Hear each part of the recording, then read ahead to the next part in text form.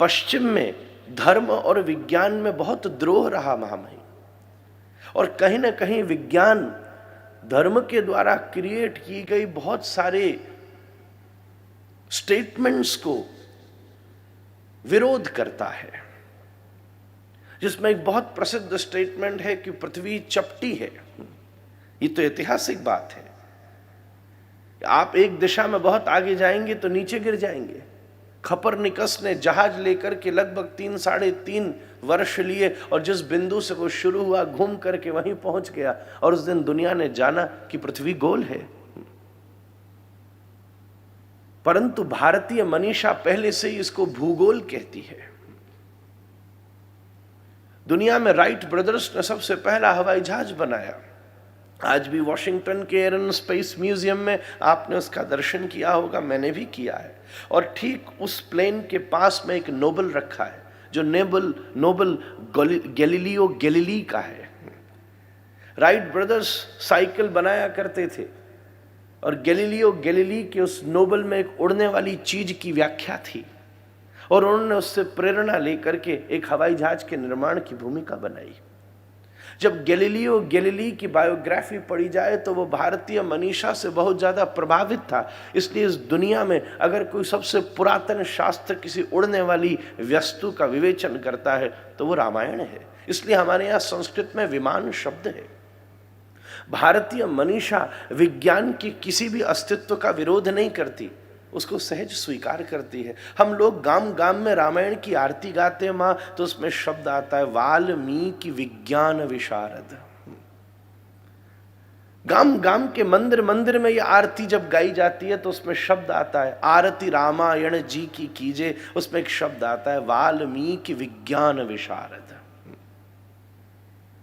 आज जैसी technology, एल्बामिंग, medical science में एल्बामिंग, सबसे पहले महाराज दशरथ के शरीर को तेल कटाहे में वशिष्ठ ने रखा था जब तक भरत नहीं लौट कर आए थे। आज मेडिकल साइंस में की जाने वाली सेरोगेसी, अगर हम मेडिकल साइंस से देखें तो बलराम जी देवकी वसुदेव के पुत्र हैं, पर उनको रोहिणी जी जन्म देती हैं। आज IVF के द्वारा क्रिएट किए गए टेस्ट ट्यूब बेबीज, गांधारी के गर्भ से उत्पन्न होने वाली 100 की 100 संतानें और एक कन्या, 101 संततियां लेबोरेटरीज में क्रिएटेड हैं।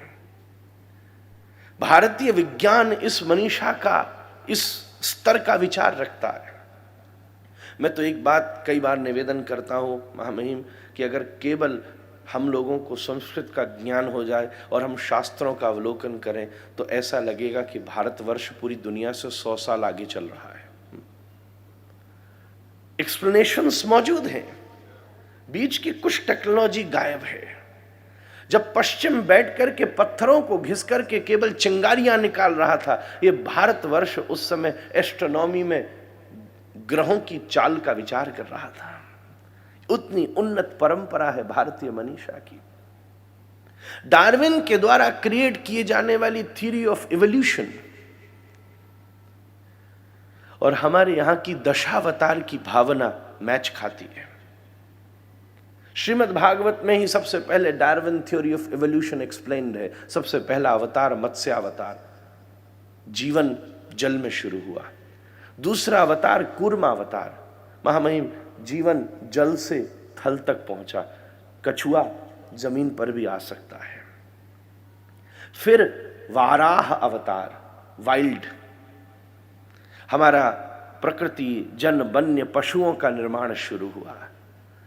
इसी क्रम में Narasimha, now evolution of human has been started. Parashuram, aggressiveness.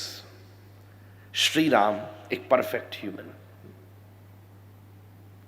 Shri Krishna, एक मोस्ट एडवांस्ड टेक्नोलॉजी। एंड कल्कि,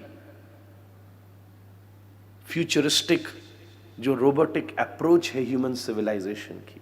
इवोल्यूशन कहां तक ले जा सकता है उसकी कल्पना भारतीय विज्ञान ने बहुत पहले से कर रखी है। देखने का बस नजरिया चाहिए।